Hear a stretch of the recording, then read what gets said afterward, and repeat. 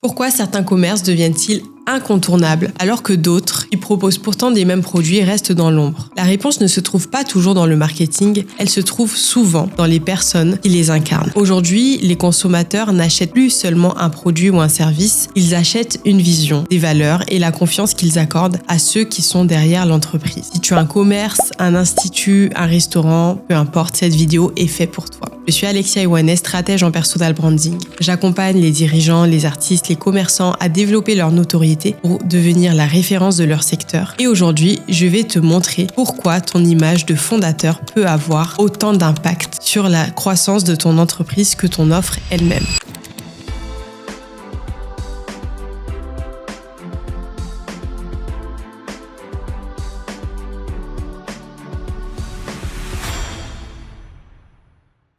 On t'a probablement appris qu'il fallait avant tout construire une marque forte. Alors tu as peut-être investi dans un super logo, une identité visuelle soignée, une stratégie marketing, peut-être même un community manager, bref, une communication professionnelle. Et c'est déjà une excellente base parce que si tu fais ça, tu fais 80% du travail. Mais il y a un levier dont on parle beaucoup moins, ton image en tant que fondateur. Le problème, ce que la plupart des commerçants ne voient pas. Beaucoup de commerçants croient encore que leur principal avantage concurrentiel réside dans leurs produits. Ils communiquent donc massivement sur leurs nouveautés, leurs promotions, leurs offres et leurs réalisations. Le problème, aujourd'hui, les offres se ressemblent toutes. En quelques secondes sur les réseaux, les consommateurs peuvent comparer les prix, lire les avis et trouver des dizaines d'alternatives. Dans ce contexte, la qualité seule ne suffit plus à créer la préférence. Lorsqu'un client hésite, il ne choisit pas uniquement un produit, il choisit une expérience, des valeurs, une histoire et surtout les personnes qui se trouvent derrière l'entreprise. Pourquoi l'incarnation fonctionne?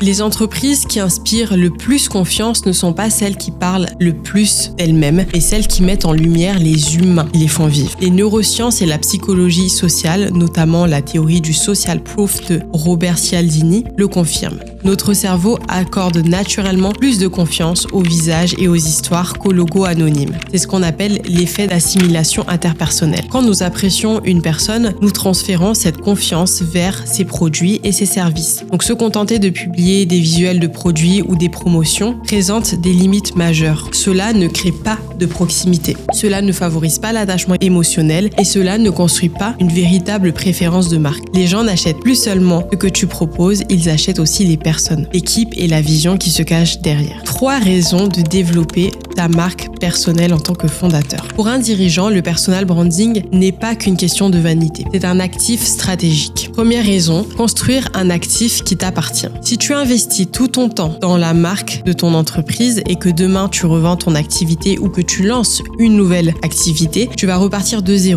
À l'inverse, ta marque personnelle te suit partout. Ta réputation, ton expertise et ton réseau restent des actifs professionnels de long terme. Ton entreprise est un véhicule, ton image, elle va t'accompagner dans toute ta vie et dans toute ta carrière. Numéro 2, attirer les opportunités et soigner la marque employeur. Une marque personnelle forte agit comme un aimant auprès des partenaires, des médias, des investisseurs et aussi des futurs collaborateurs. Aujourd'hui, les meilleurs talents ne choisissent plus seulement une enseigne, ils choisissent aussi un dirigeant. Ils veulent savoir qui porte le projet et quelles sont ses valeurs. Numéro 3, créer un avantage concurrentiel incopiable. Les tendances passent, les produits évoluent, mais ta marque personnelle repose sur toi, sur ton histoire, ton expertise et ta vision unique. C'est une place sur le marché que tes concurrents ne pourront jamais copier. À l'ère de l'intelligence artificielle où l'information est accessible à tous, l'authenticité humaine est devenue la ressource la plus précieuse. Faut-il donc que tout repose sur le fondateur? Non. Pas du tout. L'objectif n'est pas de rendre ton entreprise dépendante d'une seule personne, mais de lui donner un visage. L'idéal est de trouver un équilibre. D'un côté, la marque, avec un univers clair, une identité forte, un concept reconnaissable, et de l'autre côté, l'humain. Mettre en lumière le fondateur, les salariés, les artisans, les partenaires et les clients. Une marque sans visage reste une marque difficile à aimer.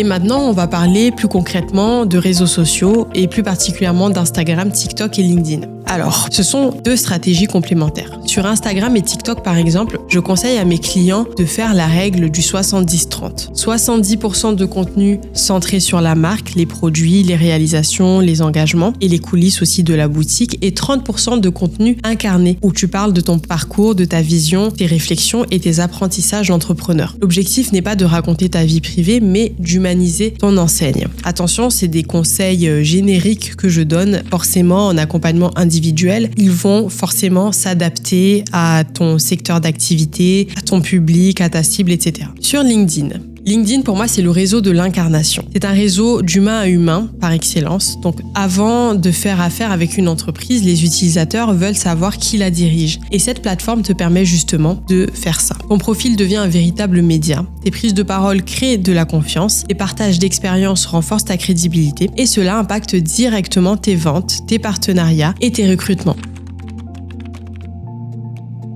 Je vais te partager plusieurs exemples de marques dont les fondateurs ont construit un personal branding fort. La première marque dont je vais parler, c'est les Tontons Afro. J'en parle parce que c'est une réussite locale. Vous savez peut-être que je suis lilloise. On a les fondateurs Freddy et Gaudrey qui ont fait connaître leur restaurant en partageant leur aventure entrepreneuriale et leurs défis, notamment sur LinkedIn. Du coup, aujourd'hui, les clients ne viennent pas seulement pour le menu, mais ils viennent aussi parce qu'ils sont connectés à leur histoire. On a aussi Lisa Nakam chez Jonac, qui est d'ailleurs accompagnée par l'une de mes consoeurs, qui prend la parole sur LinkedIn et partage régulièrement les coulisses de son entreprise et sa vision du commerce. Cela modernise l'image de la marque et renforce le lien émotionnel avec les clients. Et cela lui a aussi permis d'obtenir des prix dans son domaine et d'être repérée par certains médias. Ensuite, je vais vous parler de Justine Bobin, qui est la fondatrice de l'épicerie fine Almaïra, qui est située dans le Creusot. Justine est l'une de mes clientes d'ailleurs. Donc, en choisissant d'incarner pleinement son projet, d'expliquer sa démarche de sélection de produits et de partager son quotidien, Justine a métamorphosé la perception de son commerce. À la clé, elle a eu une hausse de chiffre d'affaires, des recrutements facilités, une forte visibilité et surtout, elle a obtenu le titre de 2e meilleure épicerie fine de France.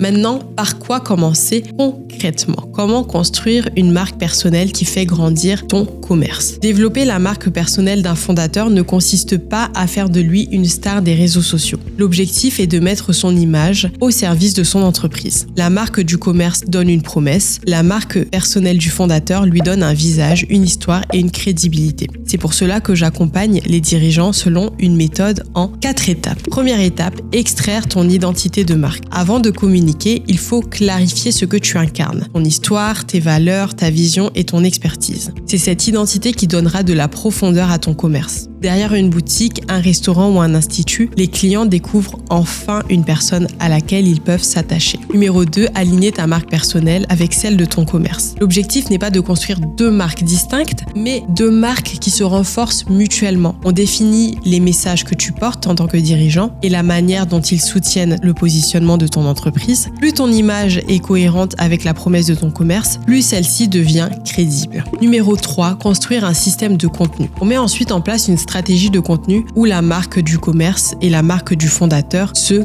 complètent. Certains contenus mettent en avant les produits, les réalisations et les coulisses de l'entreprise, et d'autres contenus donnent la parole au dirigeant pour partager sa vision, son expertise et ses convictions. L'ensemble crée une communication plus humaine, plus mémorable et plus efficace. 4. Transformer cette confiance en croissance. Une fois cette complémentarité installée, elle devient un véritable levier de développement. La notoriété du fondateur nourrit celle du commerce et la réputation du commerce renforce celle de son dirigeant. C'est un cercle vertueux qui va attirer davantage de clients, faciliter les recrutements, ouvrir la voie à des partenariats et surtout construire une présence durable. Ton commerce et ta marque personnelle ne sont pas 2 projets différents, ils se renforcent mutuellement. Une marque forte attire l'attention, une marque personnelle forte crée la confiance. Et c'est cette confiance qui, à terme, fait la différence entre un commerce que l'on découvre et un commerce que l'on recommande. Si aujourd'hui tu sens que ton entreprise mérite d'être davantage incarnée, c'est précisément le point de départ de mon accompagnement Mission Personal Branding.